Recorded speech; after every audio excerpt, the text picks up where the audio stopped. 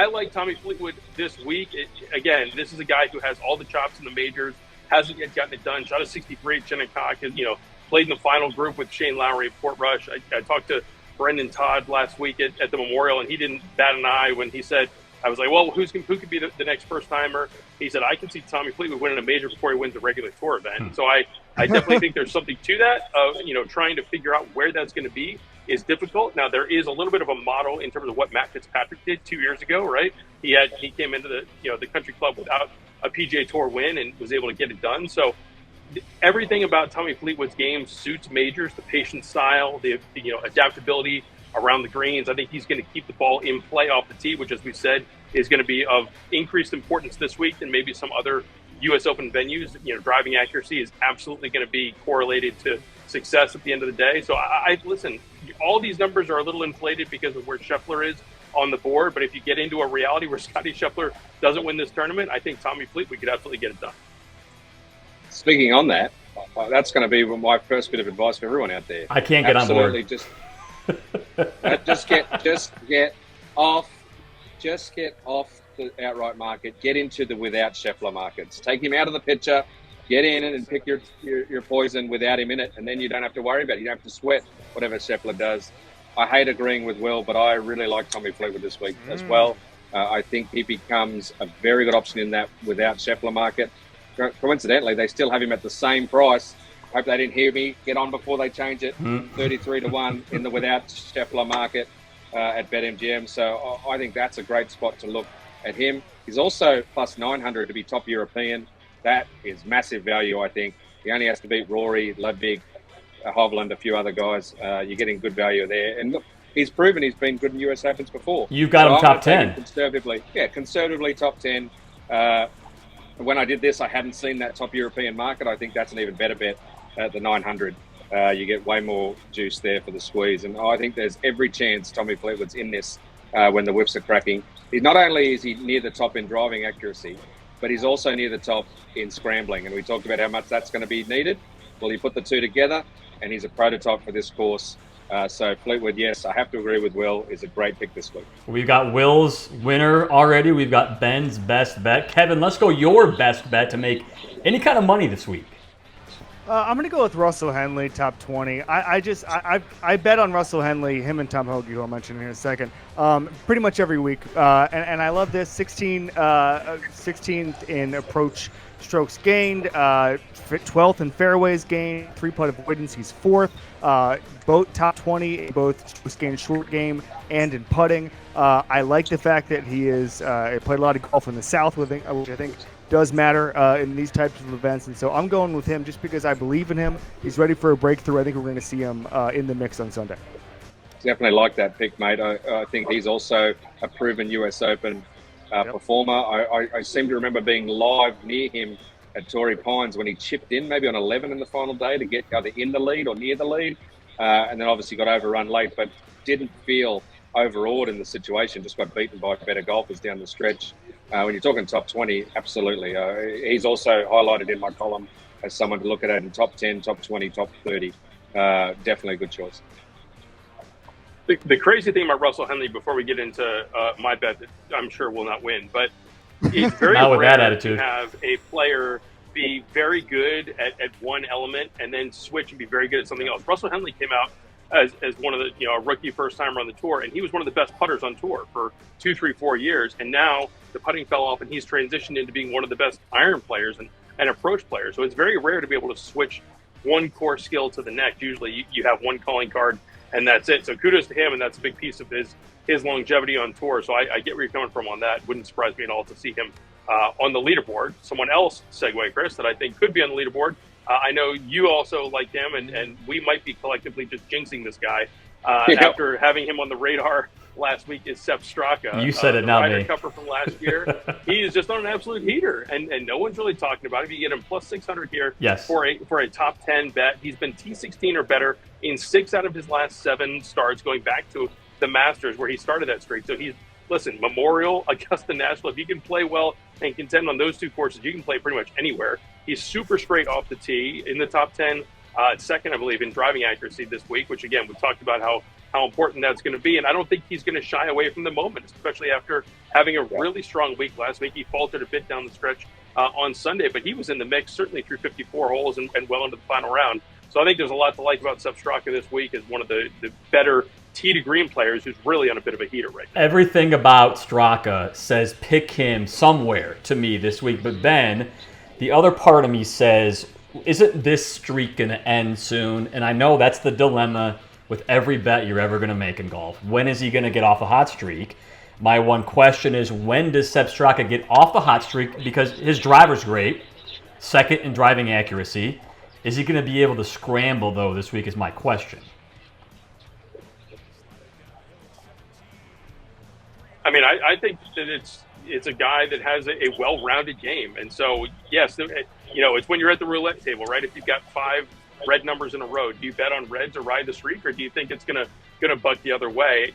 He was someone that, again, was on my radar and a lot of other people's radar last week at the Memorial, and he really played pretty well. He kind of, overachieved even off of what I was expecting. So, listen, if you're going to contend at a U.S. Open, you need to have a well-rounded game, even more so perhaps at Pinehurst than at a course maybe like Wingfoot you could overpower and you don't have to worry about, having that creativity around the greens. You're going to have to bring it in all 4 elements of the game this week. And so I think you need to look to someone that has the ability to do that, but also someone who is riding some momentum and is not going to get psyched out being on this course. Because listen, walking around here, even on Tuesday afternoon, you look around and you can say, all right, he's out of it, he's out of it, he's out of it. Because you can just see them starting to shake their head, looking around at these greens, trying to figure out, with no rain in the forecast, how far is the USGA going to push it? How fast are these surfaces going to get?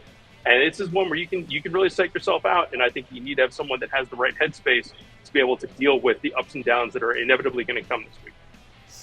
Straka would be called a long shot. We know that. Kevin, how about your long shot? Who do you got coming out of nowhere this week? Tom Hoge. If I had to pick anybody, I mean, the U.S. Open, it's going to be the Bombers. It's going to be the normal guys. But Tom Hoge, ball strikes, as well as anybody not named Scottie Scheffler. Okay, if Scottie Scheffler disappeared from the planet, that'd be very good for Tom Hoge. But you're looking at third in strokes gained approach. Corey Connors obviously is second in the last 36 rounds. He ball strikes as well, but Hoge is significantly better at a bunch of the other metrics. He finds the fairway to significantly better degree, which you're going to need this week. You really can't get too adventurous on those fairways. You do not want to end up in the wire bushes. I just feel like at some point that's going to turn into real results, and it could be this week if I had to take an absolute long shot. I'll go next. I'm right in that range as well. I think that Hoge is someone that you can lean on, especially from the approach. I'm going to go with a North Carolina guy. Right, we're in the Sandhills here, so I'm going to go a little higher on the board. 200-1, JT Poston, there you go. Who can go low with the best of them. I don't think he's going to be going 72 holes bogey free this week like he did when he won the Wyndham a few years back. But again, listen, I've got a theme with my handicap this week, and it's going to, might go bust on me, but I need guys that are going to keep it in play off the tee. Poston is another guy who's top 10 this year on the PGA Tour in driving accuracy. It's just such a key indicator for success here at Pinehurst over the 3 previous U.S. Opens. He's coming in with some solid form, 2 top 25s in his last 2 starts, and he's someone that I think is just going to be able to hang around. You can get him for plus money for a top 40 finish. He's even not too juicy of a make cut option, but here at 200-1, as someone who might be a bit of a feast or famine option, I think that I think there's a lot to like, and I do think that, especially with his game off the tee, he's going to put himself in position to avoid the big numbers, which is so key at any U.S. Open, but especially this week. Let's get cooking. Come on, put him up there. Total driving #1, Minwoo Lee. Yeah. He is going to cook. He is going to get this thing done. As long as he stays away from those weird-ass squirrels we've got here, then I think he'll be okay. Look, Minwoo Lee, as I said, #1 in total driving. This is an Australian-style golf course. Obviously not exactly like the Aussie Sandbelt, but it has features. It's got Queensland grass. It's got that undertone around the greens. And that's, while if you just pick up his scrambling and his putting stats, you might be like, how can Ben even go close to recommending this guy? Well, I'll say that none of the scrambling that people have had to do so far this season has been anything like this place. So you can essentially, potentially wipe out some of that, even though we lent on it earlier. Other side of it is they haven't had to scramble anything like this. This is a place where everything's different. You need that creativity. You need to be able to play all the imaginative shots. He's grown up playing those shots, and he loves the big moment. Will he get a win? That is another stretch, right? Can he get in the final group like his sister at the US Open? not so long ago. That's a big stretch, but at 66 to 1, it might be worth it. If you're looking for some odds too in top 10s, top 20s, you're going to get plus money on the Cook, on the Chef. Watch him go. He's pumped, and I think he can get it done. I hate to say it, Will, but Minwoo Lee, I think Ben has hit the nail on the head on somebody who feels like you did not see that coming. How did this guy win his first major? And then you go look at him and you say, oh, he's actually a pretty good golfer. I'm sorry, but it's true. Yeah, no, absolutely. And listen, this is a course that's going to produce that head scratcher. Certainly, Minwoo Lee is someone that we've seen on the leaderboards. But you get back to 2014, Eric Compton finished in a tie for second. 2005, you had Jason Gore, you had Owen Brown on the leaderboard. Michael Campbell ends up winning. So this is a place where any U.S. Open, you're going to get some curveballs, but especially here, just with the intricacies of this course, there's going to be someone that pops up where you're like, man, what has this guy been doing for the last 2 months? Or how did he get in the field? And so Minwoo Lee, we know why he's in the field, but you're right. This is definitely something that he could cook up, and it wouldn't surprise a ton of people. Kevin, I won't make you talk about Minwoo Lee. I will make you talk about the man we've been talking about for 20 minutes. Your winner. You're a smart man. You're good. Yeah. Someone had to rip the Band-Aid off. Someone had to do it. I was thinking about this very similarly to how I viewed Mahomes during the playoffs last year, where I've got all these stats and I was comparing Mahomes to Michael Jordan and all of this stuff. And then every time I try to pick against him, I'd say, wait, I just said he's Michael Jordan. Like, you can't do it. It just doesn't – my brain will not allow me to do it. I have to have some shame here. I cannot tell you all of these stats about strokes gained, about Arnold Palmer in 1962, and then say, oh, by the way, somebody else is going to win. Oh, by the way, a guy like Cam Smith this week. Like, that's just not I cannot look at the data and say anybody else but Scheffler. Now, listen, we know about golf. We know that it's a huge field. We know how random it can be, how one a speck of sand can change a destiny, all of that stuff. It's why we love it. But if you're playing this 100 times, Scottie Scheffler is going to win a whole bunch of them. So I'm going Scheffler just because I trust the data, and the data only points to one thing, guys. One thing, he's not necessarily gone. It's really weird. He's number one in round one scoring average, yet he hasn't been a first-round leader.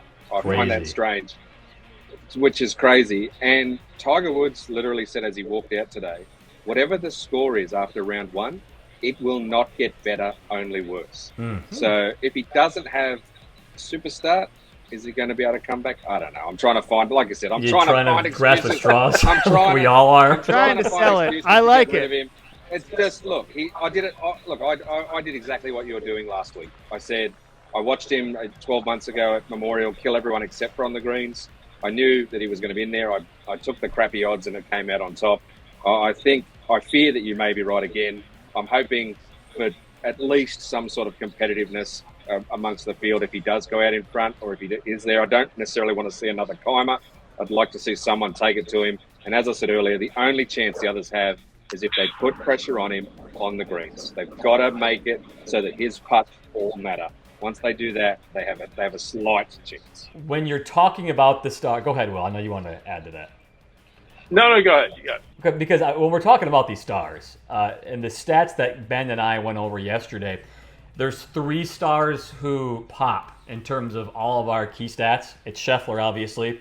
It's Xander, who we're not really talking about because he just won. And the third one is Colin Morikawa. And now I know this is my winner. Ben, I know he's your winner as well. And my thought on it is I'm going to do the opposite of what Ben did at the PGA when he didn't pick Xander, because he saw the week before after he picked him saying, no, I'm not picking him this week, but he wanted to pick him but chose not to. I'm doing the opposite, thinking that Colin has it in him. He is so close. Has it in him to do this. He's got the game. He just needs the luck. He needs the bounces, Ben. Yeah, he's going to win. He's going to win sometime soon. Yes. I think that he has a chance. Obviously, I think it'll be a big chance at Troon as well, just quietly. And maybe a bigger chance than he is this week. But I'm going with him. I will say, it's not written there, but honestly, take the 1,200 rather than the 1,400. Just eat 200, get Scheffler out of it, take Colin Morikawa plus 1,200 in that market. Hopefully he wins outright anyway.